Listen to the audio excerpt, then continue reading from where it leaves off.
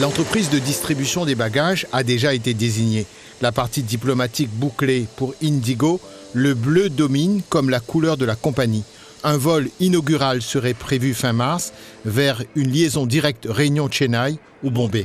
Il y a une demande réunionnaise qui s'est habituée à avoir un vol Réunion-Chennai à l'époque avec Air Austral et qui est toujours très demandeur et qui est fatigué de passer en transit à Maurice, etc.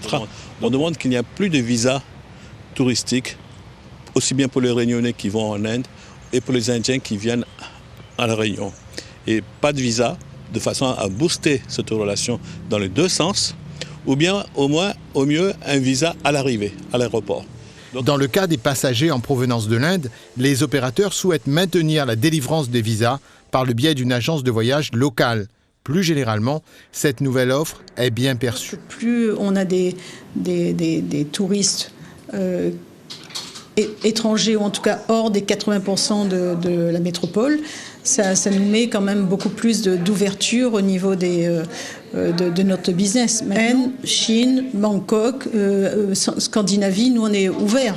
Le tout, c'est qu'on puisse travailler déjà à l'origine avec les gens qui voient cette stratégie. Chez les Kalisharan, à Saint-André, Ekta, la mère, est née en Inde. Cette famille se rend plusieurs fois par an dans la grande péninsule. Ça, c'est une très bonne idée.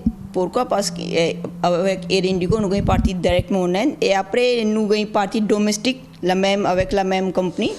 Indigo, l'une des premières compagnies privées avec 2000 vols par jour, une flotte de 400 avions et qui propose 45 destinations internationales, telles les Seychelles, Guangzhou en Chine, mais aussi Amsterdam, Athènes ou l'île Maurice. Oui, alors j'ai déjà pris quelques vols domestiques en Inde avec Air Indigo.